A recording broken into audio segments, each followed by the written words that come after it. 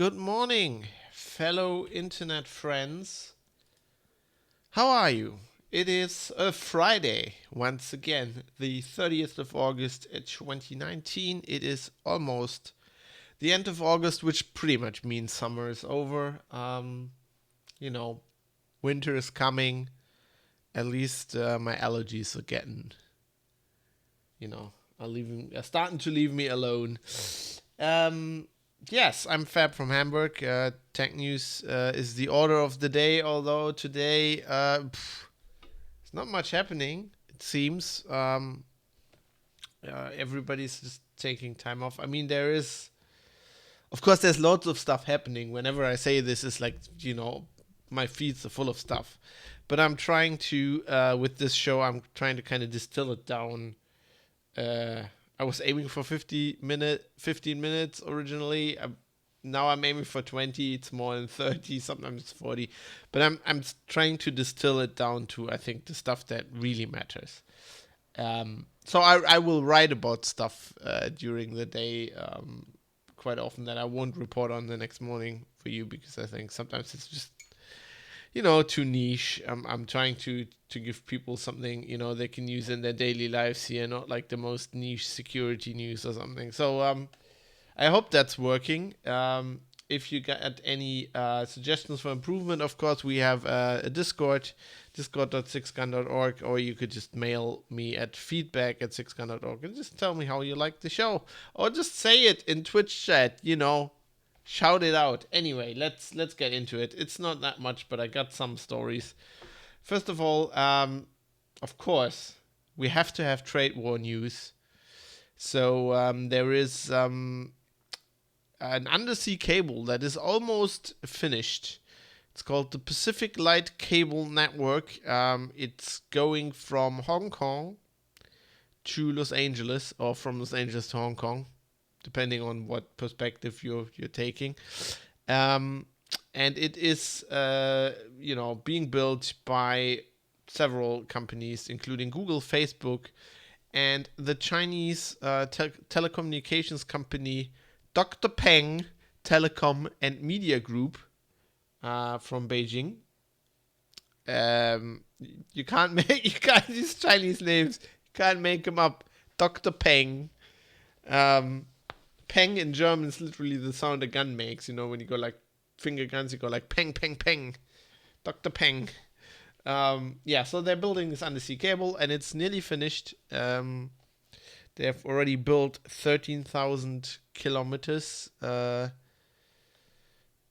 finished. And now the Wall Street Journal is reporting. I'm reading from the Golem story because the Wall Street Journal has everything in miles, and it's all like complicated.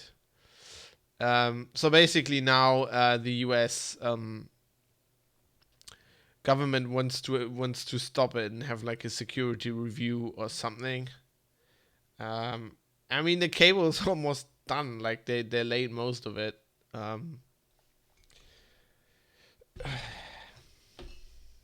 It's just bullshit, isn't it? I mean, like, yes, the Chinese could build stuff in there to spy on the cable. We do know that, like, the U.S. security, the intelligence agencies, they have their tendrils in Facebook and Google. We do know that they spy on stuff. The Russians have submarines that will just, like, go along an undersea cable, and then they have special equipment so they can basically splice things into the cable and then just listen in. And we know all this, but we still want internet connections. There are not enough undersea cables. We need more bandwidth, people. The WoW Classic service need more bandwidth. So stop with the bullshit. Eski says he likes the show a lot. That's great. I'm happy that Switzerland is happy. Always a good thing. Cool. I do appreciate it, by the way. People who tune in like in the mornings, ITM, 10 o'clock now. I'm trying to keep to it. With regularly. This is an amazing commitment. That's great. It's honoring me a lot. So just let them build. Let Dr. Peng build their fucking cable. Like, what the hell? Mozilla, the browser maker, obviously, is getting a new. Johan agrees. That's great. Awesome. I'm happy. I'm happy about that. Mozilla's getting a new CEO, or as the register says, Mozilla shaves down beard to a luxuriant mustache. Looks for new CEO by the end of year, and that's of course because Chris Beard, current Mozilla CEO, stepping down at the end of the year. He was leading the company for 5.5 years. He's been at the company for 15 years. They don't have a new person yet, but they're saying if they don't find one by the end of the year, then who was it? What's the name again? Damn it, can't find the name in the story. I forgot her name. So she's running the Mozilla Foundation at the moment. Jesus, why can't I find this? Something. Is it even in this story? Oh yeah, Mitchell Baker. Yes, okay. So the executive chairwoman would be interim boss if they don't find anybody else. Really interesting. So, okay, speculation time. Obviously, we don't know what happened because with these things, they say, there's always, they give a reason why the CEO is stepping down, and this is the reason they always give. He's looking forward to spend more time with his family. Yeah, sure. That's why people leave companies. I mean, these people are all, CEO level. Usually, they have enough money; they could retire this, but they usually don't. They're not the kind of people that spend their time with their families, and if they do, the families are not very happy. I don't mean this.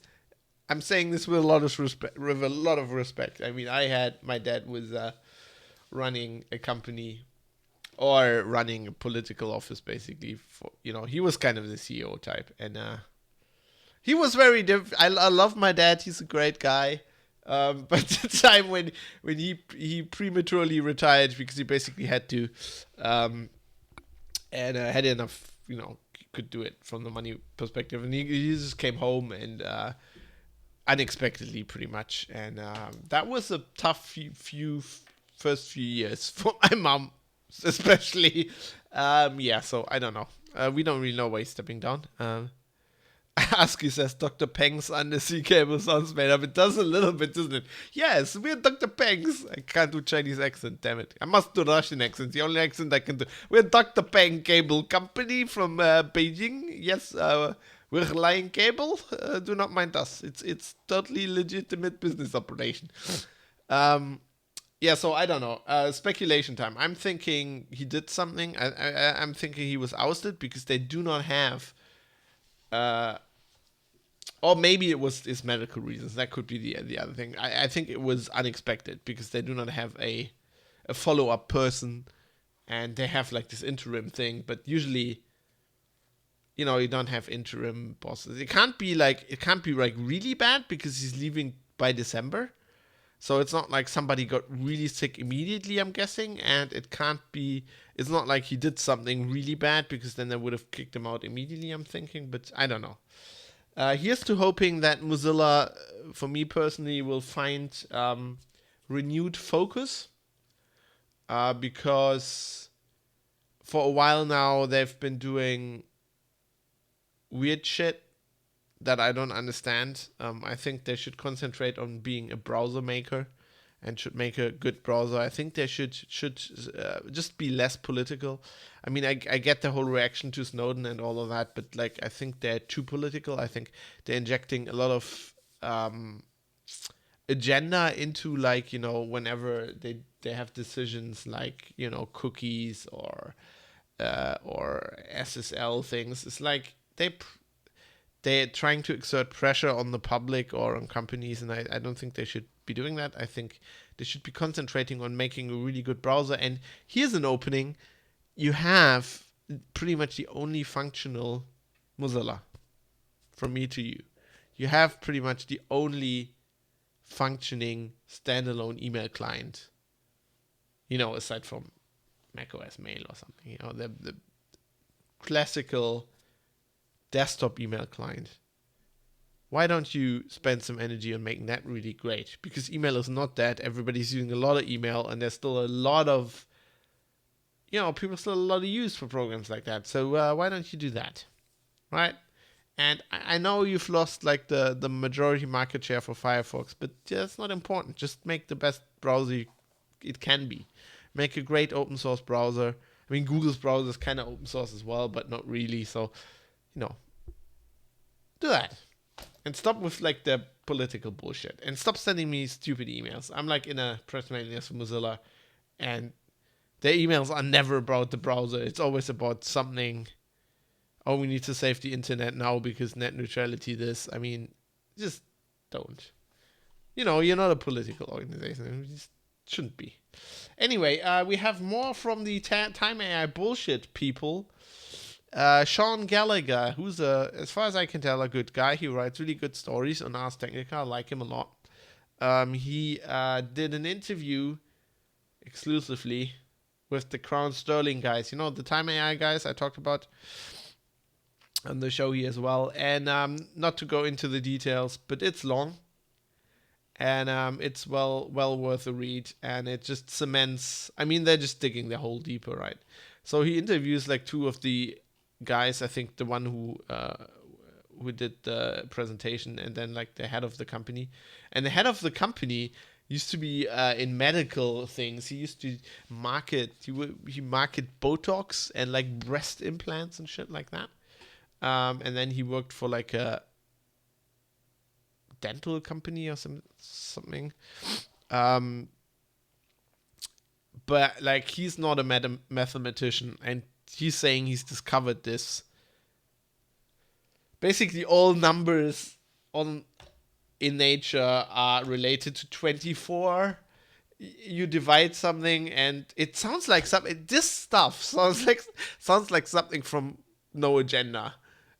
Right, and they're like, oh, you divide everything by 24, and then we can break all encryption. And I'm like, seriously, guys? And like, so if you read this, like this guy, he's giving a presentation at. Grant is also a scheduled speaker this October at the Conference of Precision and Ancient Knowledge, CPAC, where he will discuss, quote, the real Da Vinci Code as detailed in this trailer posted by CPAC. I didn't watch this trailer because the still image is enough. It's like this Da Vinci thing, and then the pyramid overlaid, and then the moon, and then all the chakras or whatever. And like all the chakras correspond to the chambers in the like. This is some Erich von Däniken shit. Yeah, the more I read about this Time AI crap, the more I'm getting convinced that it is actually bullshit. So I think, I actually think Sean Gallagher did a great job here. You need to read the whole story because what he's doing is it's not it's not my preferred kind of journalism. My preferred kind of journalism is letting people speak, both sides, and then giving your own analysis. Try to be objective, but nobody's really objective. So, at the end, give your own analysis with your experience and tell what you think. He's not doing that. He's practicing another kind of journalism, which is also well established, which is basically give these weird guys a platform and then just let them speak for themselves, which kind of presupposes that your reader knows enough to figure out that it's all bullshit. But if you have that kind of reader and they're really engaged enough to read the whole thing, they can make can come to their own conclusions. And I believe if you read all of this, the conclusion you will come to is that these guys are just full of crap. I don't know what he's been huffing while he's been at the pharma company, but he was probably in a lab and just breathing in too much, chemicals, and then he figured out, oh my god, this 24 is everywhere. Oh god, get Jack Bauer on the line. Okay, enough of that crap. Let's move on. As you can hear, my allergies are still a little bit there, so I'm hoping for the Ice Age. I saw this story today. It's not really. Sometimes I like to put stuff in here that's not really news. As I'm today explaining how I do this show, I might as well keep going. But I thought this was really cute. So the U.S. embassy, the Polish embassy in the U.S. Posted on Twitter that they in the morning they discovered a sign on the embassy gate that says "Thank you, Poland, for The Witcher." And they were really happy about that. And I thought that was cool. I mean, see, not all video game people, not all gamers are evil.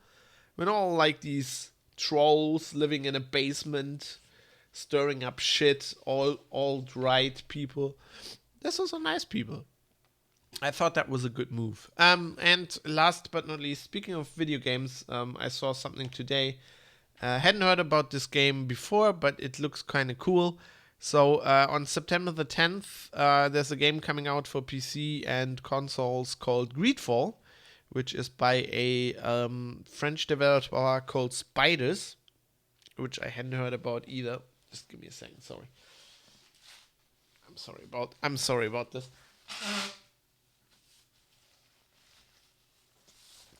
Can't talk otherwise. Yeah, so a French developer called Spiders, and they're making an RPG called Greedfall, which, interestingly enough, looks a lot like, from the game itself, looks a bit like The Witcher and Dragon Age, actually. But it's set like in this, it's inspired by colonialism, like the colonialism, the Spanish,